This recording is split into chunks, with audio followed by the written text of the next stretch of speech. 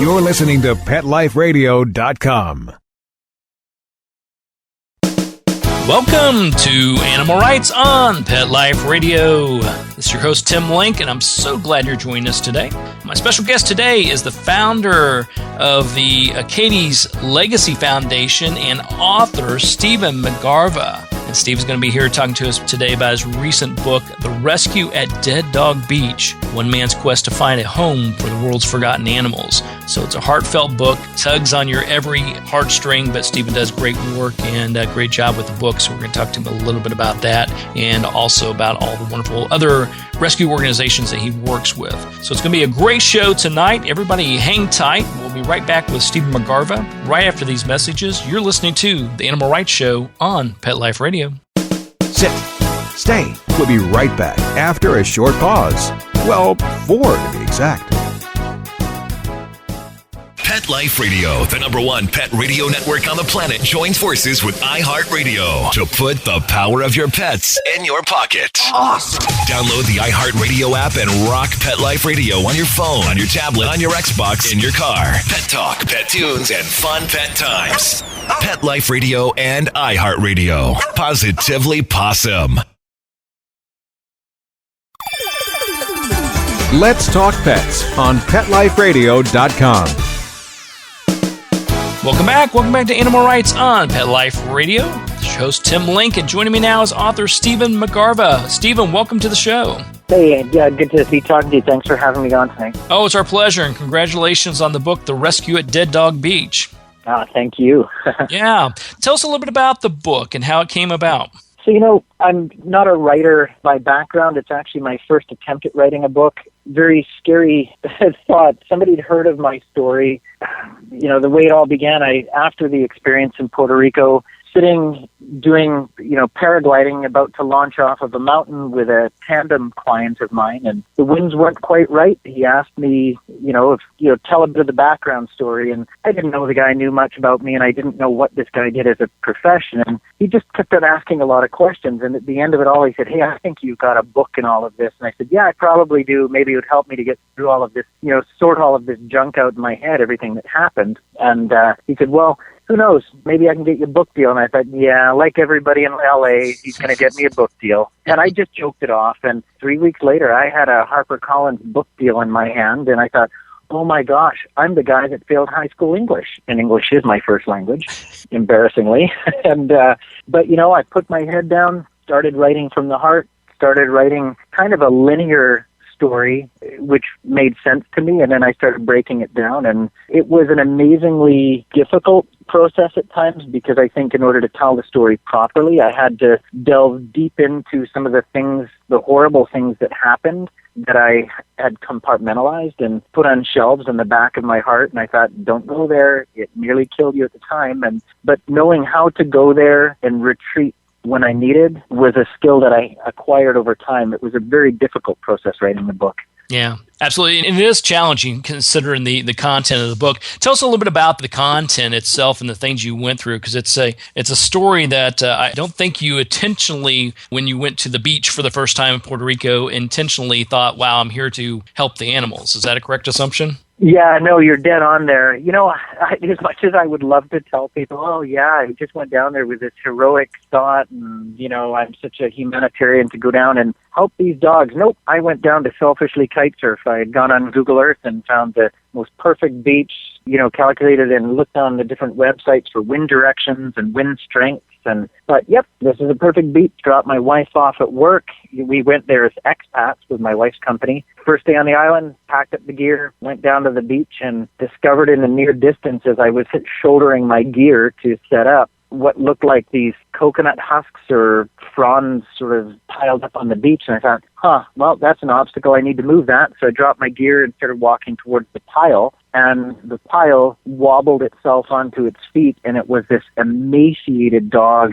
And I've seen really wasted-looking dogs. I've traveled and lived all over the country doing sports, and I lived in third-world countries, working in a refugee camp when I was late teens and young 20s, and I've seen bad, but this was as bad as it comes, and I thought, oh my gosh, well, I can't just walk away. Well, first thought went to my mind, go find a different beach, find a different beach.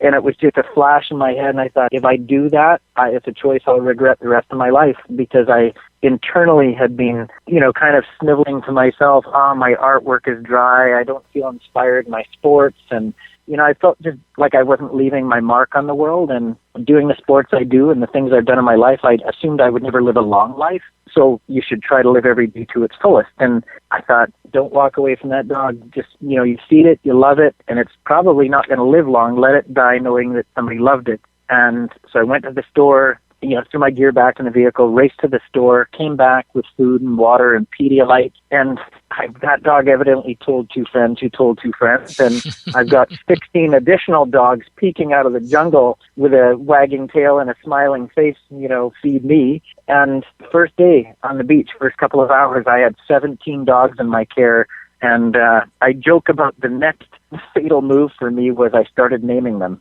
So if you name a pet, that's your responsibility. That's your pet. That's right. It's your pet now. Congratulations. Yeah, exactly. That was my welcome to the island. And I didn't know how they got there, why they were there. They were very, very marred and marked up by what looked suspiciously like human abuse, not just a scratch on its back from sliding under a fence or something, a barbed wire fence. I mean, these dogs, some of them had point of entry and exit wounds, like perhaps a gunshot and eventually I found out all of those things that I had a sneaking suspicion about the abuse and where it came from was indeed true. So, I'd uncovered something that was much bigger than just feeding some starving dogs. That's amazing. Now, I'm sure the audience wants to know, out of those 17 dogs, we won't go into all the details because we don't want to give away the book, but how many of them survived? How many of them stuck with you?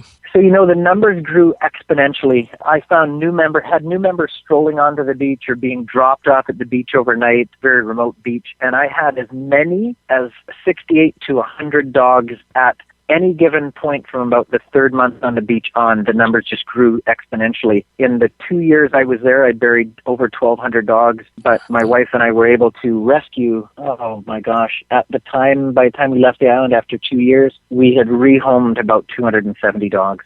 Good for you. Which the numbers are a horrible contrast, but, we did the best we could in absolute war situation, and but 1,200, if you can imagine, burying 3 and 4 dogs a day for 2 years, and sometimes far greater numbers depending on how bad things got. But yeah, it was pretty bad. That's amazing. Yeah, I'm sure as you shook your head because you couldn't believe you're in this tropical paradise and seeing what happened, it's hard for me to fathom. What is the climate like there? Are dogs just nuisances at that point, or how are they treated on the island? Obviously, they weren't treated well, but what's the viewpoint of the locals? So, the challenging thing is you've got an island that went from being an agricultural island to, I believe it was in 1956, the governor of Puerto Rico decided, let's make this an industrial island. There's more money in it. So they give all these tax breaks to big industries coming in, and now the big industries are pulling out. And what's left? Well, it is technically a very beautiful island, just surrounded in great water, great beaches, but they have been left to run down because of industry and not tourism, to the point now where they're saying, okay, we need to work on tourism. The other islands are surviving by tourism. We need to do the same, and we're in American territory. So, no hotelier wants to have their paying guests see some mangy stray dog stroll across their beachfront. So rather than go to the root of the problem and tend to it and say, hey, why don't we have shelters in place for these poor dogs? They just think, let's do what they call a beach sweep. They go out, ransack, total up the dogs, and then really horribly euthanize them. And so that's their way of dealing with it. It's just they're an eyesore. They're treated as a rodent or a cockroach. They're just treated horribly on the island. And it's, a lot of it really is about tourism. It's about dollars, make dollars and making sense of it. So, and unfortunately, the dogs don't make sense. Wow, unreal. So now what's happening on the island today? Do you keep track? Do you have a team there or anything that continues your mission that you and your wife started? Yeah, because of this situation, I've gone back and forth on the island, which I didn't realize how big a chance I was taking going back. I did get a lot of death threats. You think it's crazy, right? You're just trying to help dogs, but because I've uncovered and went public with such a big story, and it really did become not just national but international, I've really upset, the apple cart of the powers that be, and I'm probably not going to be able to go back to the island, quite frankly, but I do have a lot of friends and wonderful coworkers and rescue folks that do work there.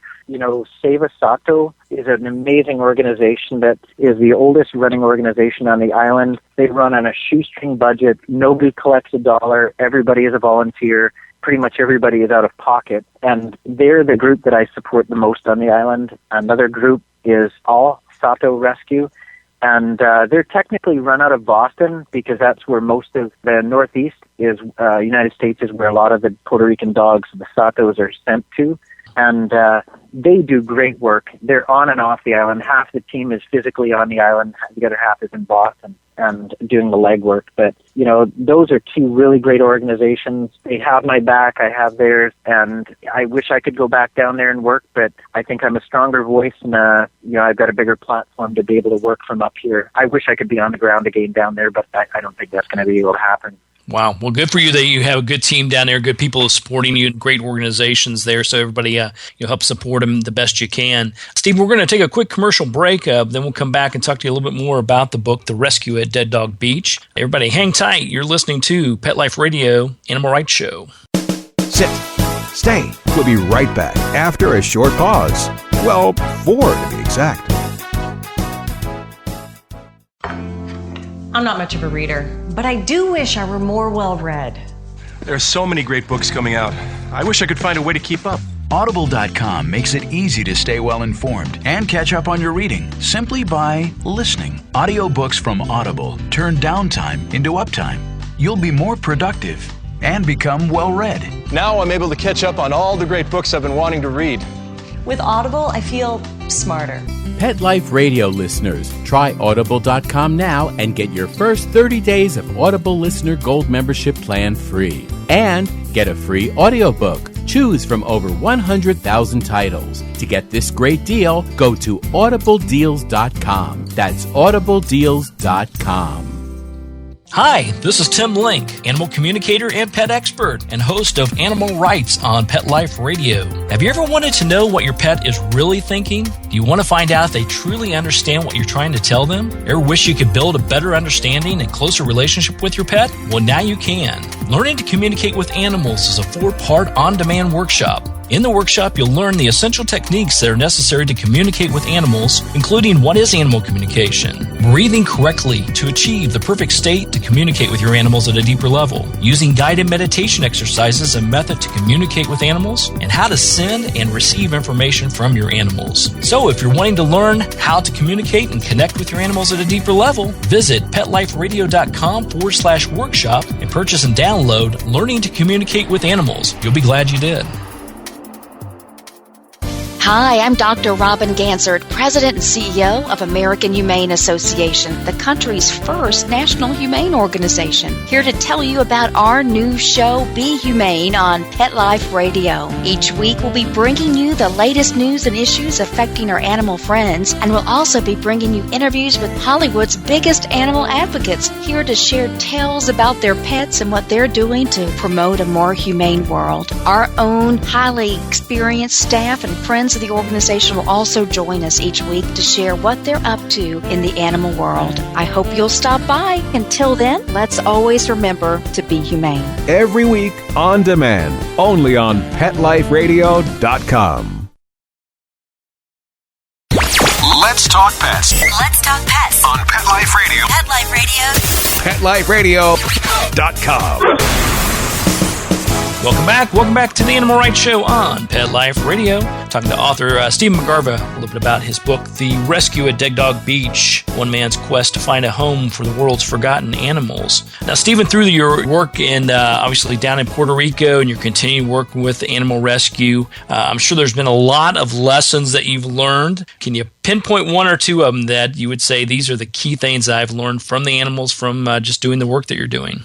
Yeah, while writing the book, that was one of those things that while writing it, I went through dealing with the anger, some misplaced, and trying to figure out, I don't like being an angry person. It's a whole lot easier and my dogs are the barometers of my mood. If I'm in an upset mood, they're the dead giveaway. And the one thing I've really learned about dogs that I always knew, but I didn't put my finger on was a dog lives in the moment. They don't live in the past. Like, all of my dogs are some of the most horrible abuse cases you've ever seen. One was lit on fire, and he's the most loving, happy boy. He was scared of feet, scared of men. That's no longer the case because I reconditioned him in those things. He doesn't ever go there in his mind. And it's not like he's a dog that doesn't have a memory.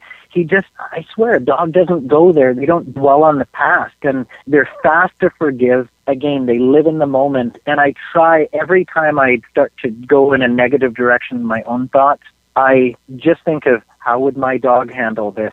And I just get over it. And they've actually given me the ability, this gift of this ability to go, it's okay.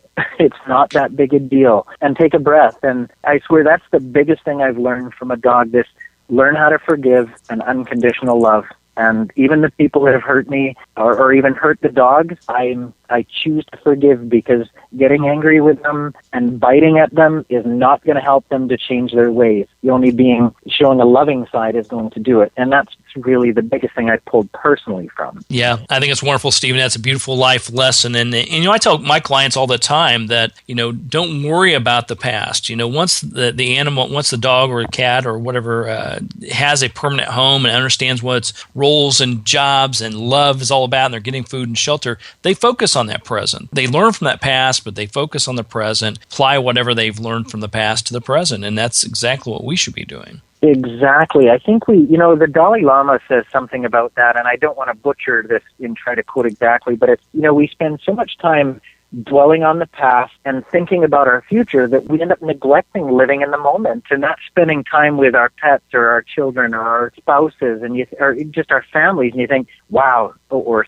sitting in front of the computer or something. And I don't want to do that. I want to be a guy that when my wife or my children or my pets walk in the door, I don't just go, hey, and ignore them. I want to be like my border collie, do a whole bunch of spins in the room and give everybody a hug and a lick. And, there's a lot to be said. These dogs don't, and again, I hate to say they don't remember, but maybe it's simply they got such a good life now. Why would they think of the past? Yeah, they don't dwell on the past. They learn whatever that lesson was they had to learn, good or bad, and apply it where necessary and focus on the present. And I think it's pretty amazing. Yep. You hit it right on the head, Stephen. In fact, if you reflect back on when you went to Puerto Rico, you were there to have fun, and you mentioned earlier that you lived in the moment every time as if it was your last moment. So why not go out and have fun? And isn't it ironic that your dogs have taught you the same lessons? Exactly. And the dogs really, I hear other rescuers say it, and I really always ask them, what is it exactly when you say that? What was your defining moment when somebody says,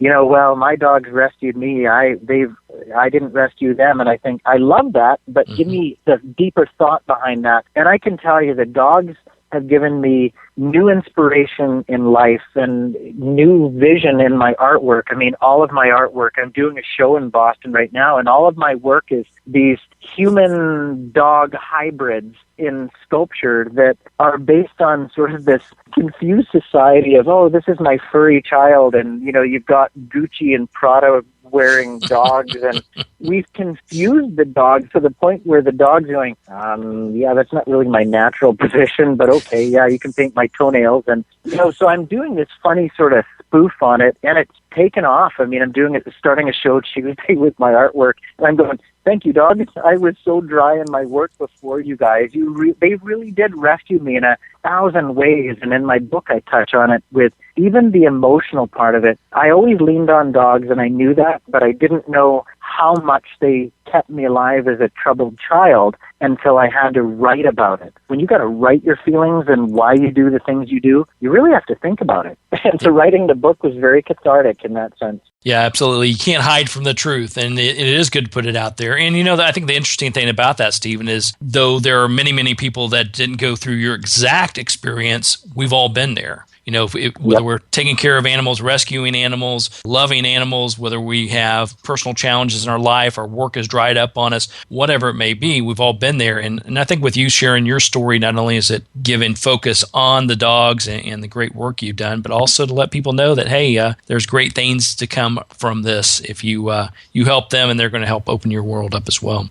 Exactly. And I think, everybody, many people say, oh, I could never do what you've done. And that's fine. I'm not even encouraging it. But even to go and volunteer at the local shelter and walk a dog, can you imagine, or pet a dog? Imagine how much that means to that poor dog who is being displaced for whatever reason at this time. That dog, what you've done for it is as great as what I did, because I just happen to be, a guy that has always lived on the edge. Well, gee, go figure, this experience was exactly my life. And it put me in things I do in perspective again, and why I do the things I do. But everybody has a role. And a dog, an animal, any animal out there in a shelter situation needs everybody, just to step in, walk it, pet it, just be there, feed it, bathe it, whatever it means. So everybody has a role. And I always encourage people, the journey of 1,000 miles starts with that first step. Just take a step. You'd be amazed how exciting the change is.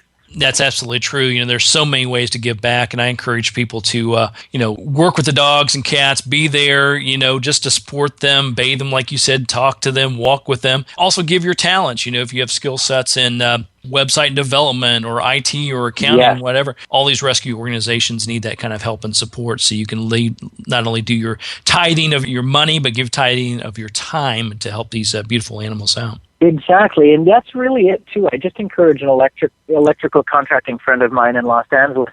He's saying, I'd love to do something, but I don't really have any talents with it. Dude, you're an electrician. They need better lighting. They need heating in the kennels. You're a good builder. You've got building contractor friends. They need new runs for the dogs. Volunteer. You guys have all this spare material in the back 9. Donate it. And they're going, wow, what a great idea. Like this epiphany. So, you're right. I'm not an IT guy. My gosh, I'm lucky if I turn my computer on and operate it properly. But there's somebody out there that could build an amazing website for these poor guys that need better advertising, or a lawyer, an accountant, or whatever. There's something for everybody. That's the beauty of it. We're all different, just like the dogs or cats and animals. There's something for all of us. Absolutely, and they're going to give back tenfold, probably 100-fold what you give into it. So great Absolutely. stuff. Well, Stephen, tell us a little bit about how people can find out more about you and pick up a copy of the Rescue at Dead Dog Beach. So for me, what I've been asking, my brother is in the process, he's an IT guy, he's in the process of actually building me a website, which I want to be able to direct people very clearly if they want to do international work, if they want to do spay-neuter campaigns, be it Mexico, because I do spay-neuter campaigns in Mexico and whatnot. We need every type of volunteer possible, lots of experience, little experience. I will have that website up and running shortly, and that'll help people to plug in. In the interim, if people would like to friend me on Facebook, and I am personally managing it, and I will take time to get back in touch with everybody on a personal level, my commitment. And, other than that, if somebody does want to donate, what I'm encouraging, donate it financially or even time if they do want to go down is, again, Save a Sato in Puerto Rico, in San Juan, or All Sato Rescue. Again, those are the two that I'll give the shout out to directly. And then as far as the book, Amazon, HarperCollins.com, HarperCollins.ca, Chapters Indigo in Canada, they all carry the book. So, Barnes & Noble, any of those places do have the book available. Excellent. Sounds good, Stephen. Well, everybody go to Facebook and befriend Stephen a little bit. Keep everything posted. When you get the website up and running, drop us a note, Stephen, so we'll get that posted on Pet Life Radio and all of our sites. And encourage everybody to pick up a copy of the book, The Rescue at Dead Dog Beach, One Man's Quest to Find a Home for the World's Forgotten Animals. Stephen, great work on the book. Great work on all you do to help the animals. It's always appreciated and always heartfelt, so I do appreciate it. And thanks for coming on the show today. Hey, thank you for having me, and you just have a great day, Dan. You too. All right, well, we're coming to the end of the show today. I want to thank our listeners for listening to Animal Rights on Pet Life Radio. I want to thank, once again, author Stephen McGarva coming on the show. Everybody pick up a copy of the book, The Rescue at Dead Dog Beach, and make sure you have some tissues handy, too. It's definitely heartfelt. I want to thank all of our sponsors and producers for making this show possible as well.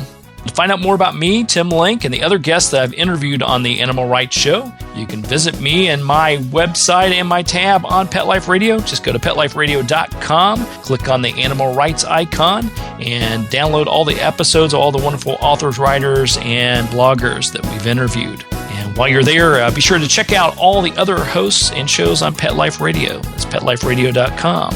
You can also, while you're on there checking out my bio, you can find out more about some of our latest initiatives. The audiobook, Wagging Tails, Every Animal Has a Tail, is now available on audiobook on Amazon and ACX and iTunes, as well as through Pet Life Radio. You can find out more about the 4-part audio AC workshop that we're offering. So great stuff there. So click on the animal rights icon, find out more about those as well. If you have any questions for me or comments or ideas for the show, please email me. You can email me at tim@petliferadio.com, and I'll be glad to entertain your questions and try to answer them the best I can. I'll entertain your comments and ideas for the show and bring on the authors, writers, and bloggers you want to hear from the most. So until next time, write a great story about the animals in your life. Share it in a blog, article, or in a book. And who knows, you may be the next guest on Animal Rights on Pet Life Radio. Have a great day. Let's Talk Pets, every week on demand, only on PetLifeRadio.com.